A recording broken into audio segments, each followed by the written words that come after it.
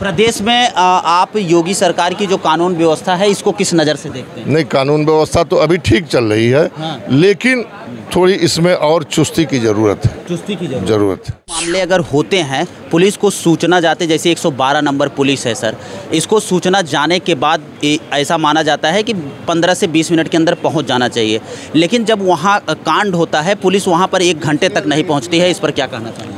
देखिए, पुलिस अगर नहीं पहुंचती है तो ये बहुत ही दुखद बात है। अगर त्वरित कार्रवाई के लिए 112 नंबर या 100 नंबर बनाया गया तो उनकी जिम्मेदारी है कि सूचना के बाद वो तुरंत मौके पर पहुंचे। मौके पर उनके पहुंचने से घटनाएं रुक सकती हैं, लेकिन अगर वो नहीं पहुंचेंगे तो घटनाएं घटित हो जाएंगी। और घटित होने के बाद सिर्फ संवेदना व्यक्त करना, दुख व्यक्त करना, पुलिस को सस्पेंड करना, लाइन हाजिर करना, ये घटनाओं को रोकने का अगला कदम नहीं हो सकता। योगी जी को बढ़िया भी मानते हैं, लेकिन कुछ मामले में लचर भी मानते हैं। इसलिए लचर वाला बताइए सर, क्योंकि ये प्रदेश ये जानना चाहता है कि लचर कहाँ लचर इसलिए है कि केवल बैठ के लखनऊ में टेबल टॉक करने से ये सरकार न तो बढ़िया व्यवस्था दे सकती है और न अपराध रोक सकती है।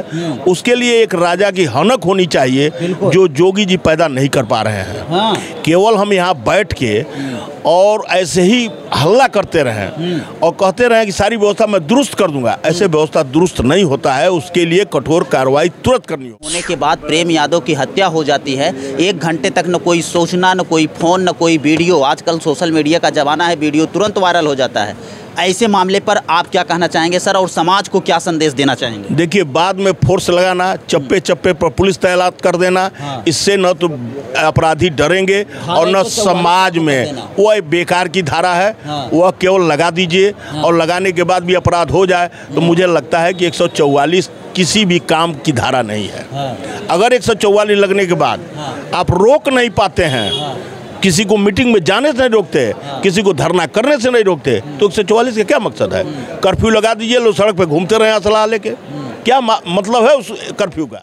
नमस्कार, आप देख रहे हैं पीजी न्यूज़। मैं प्रवीण आप सभी का बहुत बहुत स्वागत करता हूं। दोस्तों, इस वक्त मेरी मौजूदगी यूपी के देवरिया में है और आपको बता दें कि देवरिया कचहरी में बैठे हुए हैं। हमारे साथ फ्रेम में आप जिसे देख रहे हैं 2 सीनियर अधिवक्ता हमारे साथ हैं। देवरिया में जिस प्रकार से लॉ एंड ऑर्डर फेल है, कहीं न कहीं हमारा न्यायिक विभाग क्या कहता है और हमारे सीनियर अधिवक्ता इस मामले पर क्या कहते हैं, क्योंकि जिस प्रकार से देखा जा रहा है कि एक हफ्ते के अंदर देवरिया में 3 हत्याकांड हुआ है। कहीं न कहीं 3 परिवार के अगर कई सदस्यों की बात करें, कई सदस्य उजड़ गए हैं।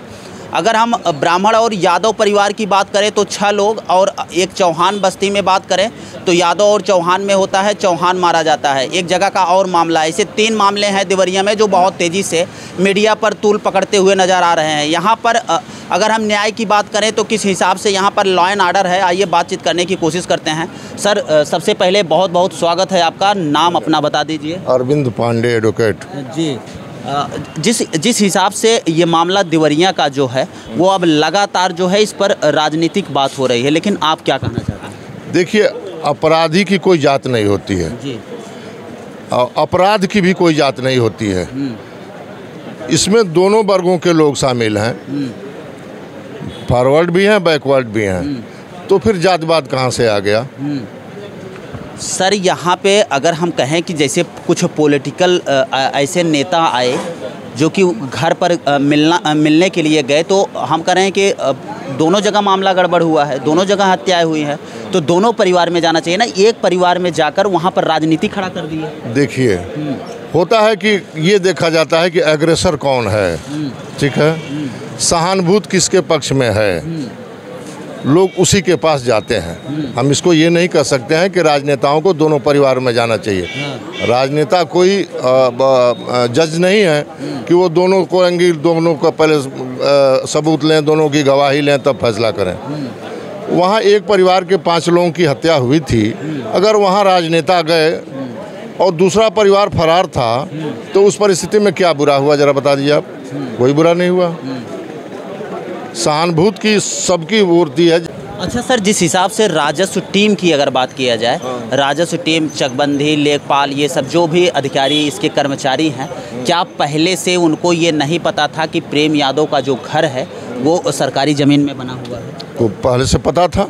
हाँ? पहले से पता था। तो पहले से जब पता था तो फिर सरकार एक्शन क्यों नहीं ले रही थी? वो कैसे 14 वर्षों से घर बन गया था? उनकी जो बिल्डिंग बनी हुई है वो सब लोग बता रहे हैं कि 14 साल हो गया है, लेकिन अब ऐसा सुनने में आ रहा है कि बुलडोजर चल जाएगा 2-4 दिन में। 3-4 बार पैमाइश उसकी हो गई। इस पर आप लोगों का क्या राय है? अभी बुलडोजर चलने का कोई आदेश नहीं है, अभी सिर्फ बेदखली का आदेश हुआ है और उनसे नोटिस दिया गया है कि आप बेदखल हों। उस ऑर्डर के खिलाफ उनको अपील करने का पावर है, वो अपील में जा सकते हैं। बुलडोजर चलने वाले के बाद केवल एक भ्रांति फैलाई जा रही है और जो कानून नहीं जानता है वो जानता है। बुलडोजर तब चलाया जाता है जब बेदखली का आदेश आप पालन नहीं कर रहे हैं और नोटिस की मियाद बीत गई है, उसका ऑर्डर के खिलाफ कोई आपने अपील भी नहीं किया, तब चलेगा। अभी तो कल ही जो है, नहीं कल नहीं, आज बेदखली का नहीं, आज ऑर्डर आ गया कि उनको बेदखल करने का नोटिस दिया जाए कि वो इतने दिन के अंदर जो है बेदखल कर दें। तो अभी नोटिस की पीरियड बीता ही नहीं, तब तक बुलडोजर कैसे चल जाएगा? ये तो हवा ये नहीं तो राजनीतिक स्टंट है। वो लोगों को गुमराह किया जा रहा है, जो कानून नहीं जानता है उसको गुमराह किया जाता है। अच्छा सर, आप लोग कचहरी में रहते हैं, बहुत सारे मुकदमे देखते हैं, लेकिन अगर जैसे अगर प्रदेश की बात करें, पुलिस के मौजूदगी में अगर किसी की हत्या हो जाती है, इस पर आपका क्या कहना? हत्याएं होगी, पुलिस की मौजूदगी में बहुत तेरे हत्याएं हुई हैं। अतिक हत्याकांड जो है पुलिस की मौजूदगी में हुई थी। पुलिस 24 घंटा, देखिए एक लार में एक हत्या हुई थी, पुलिस चौकी के ठीक सामने हुई थी। वो टाउन एरिया के चेयरमैन थे, एडवोकेट थे, उनकी हत्या ठीक पुलिस की मौजूदगी में हुई थी। हत्याएं पुलिस की मौजूदगी में बहुत होती हैं, लेकिन इसका माने इसके लिए पुलिस को लायबल नहीं ठहराया जा सकता। मारने वाला कहीं भी जाके मार सकता है, हाँ उसके खिलाफ अगर एक्शन प्रॉपर नहीं होता है तो पुलिस को दोषी ठहराया जा सकता है। इसीलिए तो कई लोगों के ऊपर मुकदमा दर्ज हो जाता है, लेकिन वो पकड़े नहीं जाते हैं। यह मुकदमा दर्ज होना बात नहीं है। अब जैसे देखिए, अभी भीष्मपाल सिंह एक दरोगा था, उसका वीडियो वायरल हुआ, सारे सबूत थे और सारे सबूतों को दरकिनार करते हुए उसने जो है वो छूट गया। उसमें पुलिस वाले हॉस्टाइल हो गए, दरोगा हॉस्टाइल हो गया, जो विधि विज्ञान प्रयोगशाला का वो एक्सपर्ट था वो भी हॉस्टाइल हो गया। इस पर अगर सरकार एक्शन नहीं लेगी तो वैसे ही होगा, जो बाहुबली होंगे, जो पैसे वाले होंगे, कानून खरीद लेंगे। क्या कर लेंगे आप? प्रदेश में आप योगी सरकार की जो कानून व्यवस्था है, इसको किस नज़र से देखते हैं? नहीं, कानून व्यवस्था तो अभी ठीक चल रही है, लेकिन थोड़ी इसमें और चुस्ती की ज़रूरत है। देवरिया तीनों हत्याओं के कांड के बारे में क्या कहना चाहिए? नहीं, देखिए कांड तो अपराध होगा। अपराध तो अगर करने वाला है, अगर ठान ले कि हम आपको मारेंगे तो मारेंगे, ठीक है, ऐसा नहीं। लेकिन आम अपराध जैसे नरसंहार नहीं होना चाहिए, ये गलत बात है। क्योंकि नरसंहार होने में पुलिस की मौजूदगी और पुलिस की विफलता काम सिद्ध होती है। एक मर्डर हो गया, कोई दिक्कत नहीं, दूसरा मर्डर को बचाना है, ये पुलिस का दायित्व है कि वहाँ फिर दूसरा ऐसा कोई कांड ना हो। आइए, हमारे साथ एक और सीनियर अधिवक्ता हैं। सर, अपना नाम बताइए। सुभाष चंद्र राव, पूर्व अध्यक्ष डिस्ट्रिक्ट बार देवरिया जी। जैसे कोई मामले अगर होते हैं, पुलिस को सूचना जाते, जैसे 112 नंबर पुलिस है सर, इसको सूचना जाने के बाद ऐसा माना जाता है कि 15 से 20 मिनट के अंदर पहुंच जाना चाहिए, लेकिन जब वहां कांड होता है पुलिस वहां पर 1 घंटे तक नहीं पहुंचती है। इस पर क्या कहना चाहिए? देखिए, पुलिस अगर नहीं पहुंचती है तो ये बहुत ही दुखद बात है। अगर त्वरित कार्रवाई के लिए 112 नंबर या 100 नंबर बनाया गया तो उनकी जिम्मेदारी है कि सूचना के बाद वो तुरंत मौके पर पहुंचे। मौके पर उनके पहुंचने से घटनाएं रुक सकती हैं, लेकिन अगर वो नहीं पहुंचेंगे तो घटनाएं घटित हो जाएंगी। घटित होने के बाद सिर्फ संवेदना व्यक्त करना, दुख व्यक्त करना, पुलिस को सस्पेंड करना, लाइन हाजिर करना, ये घटनाओं को रोकने का अगला कदम नहीं हो सकता है।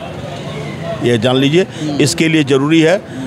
हम जोगी जी को बढ़िया भी मानते हैं, लेकिन कुछ मामले में लचर भी मानते हैं। इसलिए लचर वाला बताइए सर, क्योंकि ये प्रदेश ये जानना चाहता है कि लचर कहाँ लचर इसलिए है कि केवल बैठ के लखनऊ में टेबल टॉक करने से ये सरकार न तो बढ़िया व्यवस्था दे सकती है और न अपराध रोक सकती है।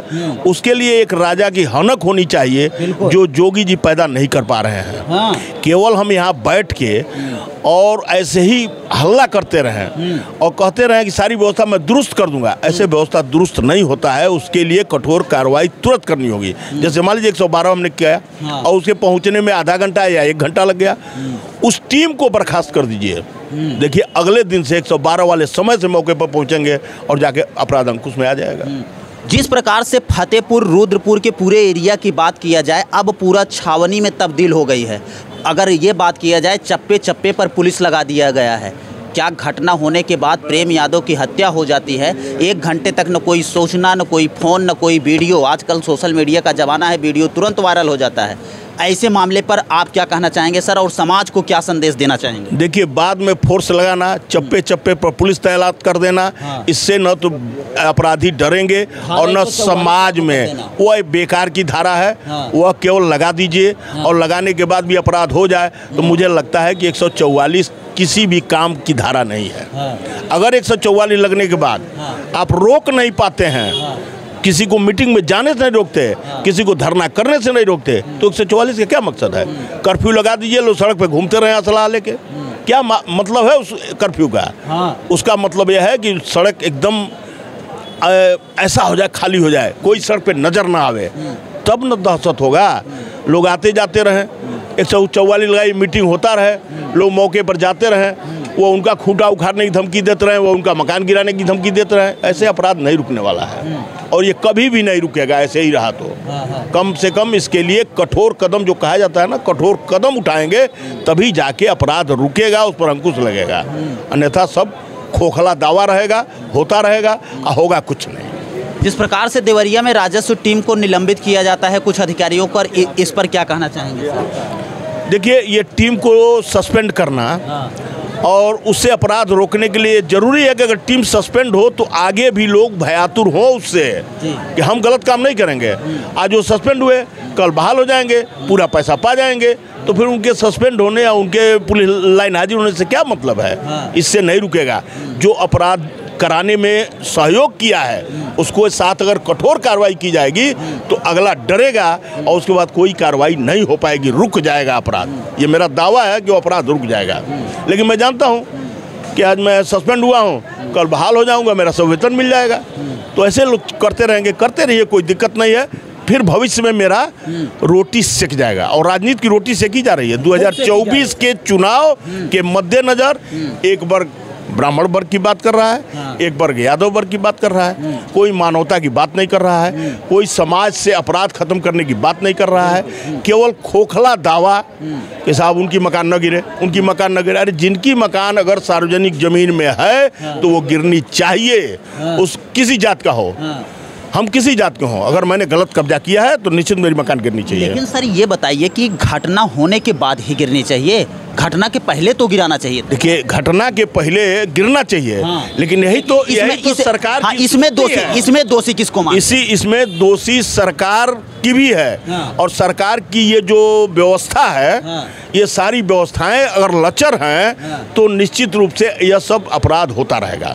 सरकार अगर टाइट हो, राजस्व कर्मियों को टाइट करे कि भाई देखो कि आखिर किसी ने पोखरी में कब्जा किया है, मान लीजिए 100 साल से किसी ने कब्जा कर लिया, उसका दूसरा कोई घर नहीं है, तो जो कर्मचारी पहले रहे हैं क्या उनके खिलाफ कार्रवाई हुई कोई? आज जरूरी है कि हम आए, अभी हम जाने भी नहीं कि पोखरी में है कि नहीं है, हम ही को सस्पेंड कर दीजिए। इसके पहले अगर वो रहे हैं तो उनके खिलाफ भी कार्रवाई होनी चाहिए, तभी जाके वो रुकेगा कि ये कब्जा करने वाले रुकेंगे। ऐसा नहीं है कि कोई बहुत दिनों से कब्जा किए हैं और आज आइए कह दीजिए कि आप जाइए साहब खाली कीजिए, नहीं तो आपको हम सड़क पर ले आ देंगे, हम सड़क पर भिक्षाटन मांगे, हमारे पास कोई आसियाना न रहे। इसके लिए सरकार को योजनाबद्ध तरीके से कार्रवाई करनी होगी और जब तक योजनाबद्ध तरीके से कार्रवाई नहीं होगी, लोग कब्जा करते रहेंगे, अपराध बढ़ता रहेगा, अपराध होता रहेगा, पुलिस अपना दाल सेकती रहेगी और राजनीतिक व्यक्ति अपना रोटी सेकते रहेंगे। ऐसे एक सवाल और आखिरी सवाल, अंतिम सवाल होगा कि अगर यूपी में शांति व्यवस्था और अपराध कम करने के लिए अगर व्यवस्था की बात किया जाए, कानून की बात किया जाए, तो आपके हिसाब से दो ऐसे कौन से नियम हो सकते हैं कि जो कि अपराध कम हो सके, इतना भारी मात्रा में अपराध ना हो? ये हो सकता है कि योगी जी भी आपकी बात है। देखिए, कठोर कदम अगर उठा ले सरकार तो मेरा दावा है कि अपराध 24 घंटे के अंदर नियंत्रित हो जाएगा। और कठोर कदम क्या है, हम अंकुश, आजकल मीडिया इतना वो है, मुख्यमंत्री अगर बैठे बैठे सुबह जितने देर में ब्रश करता है उतने देर में अपने जिला के जिलाधिकारी और एसपी से अपने जिले का खैर मकदम जान सकता है, लेकिन उसको फुर्सत नहीं है। वो हेलीकॉप्टर से पहुंच गया, वहाँ केदारनाथ मंदिर जा रहा है, वो यहाँ से जाकर बनारस का वो शिवलिंग पूजन कर रहा है। ऐसे नहीं होगा। जब राजा बनिए तो कम से कम यह देखिए कि हमारे प्रदेश में कहाँ गड़बड़ी है, कहाँ वो पॉइंट है जिसको दबाने से दर्द होने वाला है, उसको दबाइए और उस दर्द को ख़त्म कर दीजिए, उसका इलाज कर दीजिए, सब कुछ ठीक हो जाएगा। तो यह नहीं करेंगे तो केवल ऊपर से दिखाएंगे और किसी को सस्पेंड करेंगे वो दोषी है कि नहीं है, किसी को बहाल करेंगे वो दोषी होते हुए भी बहाल हो जाए, तो ऐसे अपराध रुकेगा नहीं और अपराध होता ही रहेगा। उसके लिए कठोर कदम, नियम को कड़ा बनाइए, और कड़ा बनाने का पालन कौन कराएगा? वही प्रशासन के लोग कराएंगे। जब वहाँ से डीजीपी की हनक चलती है तो यहाँ पुलिस वाले डरते हैं, और जब वही खुद लचर रहेगा तो यहाँ काहे को पुलिस वाले डरेंगे?